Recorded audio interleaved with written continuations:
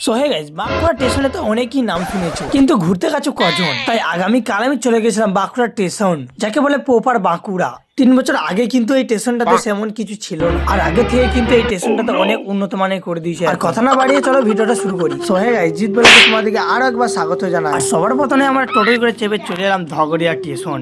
আর ধগড়িয়া station থেকে আমি চাপবো ট্রেনে। আর গাইস, ট্রেনে চাপতে হলেই কাটতে হবে টিকিট, নাহলে টিটিতে ধরবে। তাই আমি চলে গেলাম টিকিট কাটতে। আর গাইস, টিকিট তো কেটে নিলাম, আর টিকিটের দাম ছিল 15 টাকা।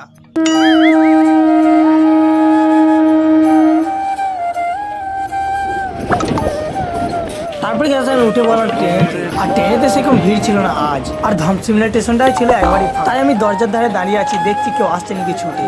তারপরে সোনামুখী কিছুক্ষণ ট্রেনটা দাঁড়িয়ে সোনামুখী থেকে বেরিয়ে তারপরে একবারে চলে এলাম বাঁকুড়া। আর বাঁকুড়া ট্রেন মানেই ঝালমুড়ি, তাই আমার তো খুবই ভালো লাগে ঝালমুড়ি খেতে।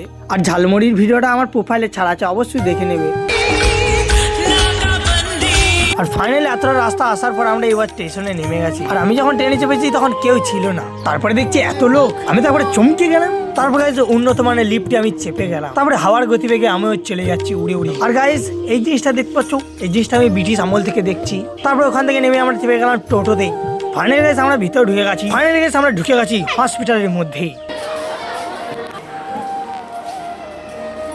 আর গাইজ, ভিতরে ঢুকে দেখছি ফাঁকা ফাঁকা, চারদিকে ফাঁকা। আর গাইজ, আমি দেখাতে এসেছিলাম দাদুকে। আর দাদু খুব সাবধানে দেখছি সিঁড়িতে উঠছে। আর যেখানে আমি দাদুকে দেখাবো সেখানে আমি চলে গেলাম। তারপরে দেখছি দাদু লাইনে দাঁড়িয়ে আছে এই পর। আর দাদু এবার দাঁড়িয়ে দাঁড়িয়ে ভাবছে যে আমি এবার কি করবো। আর একের পর এক সবাই লাইনে দাঁড়িয়ে আছে দেখানোর জন্য।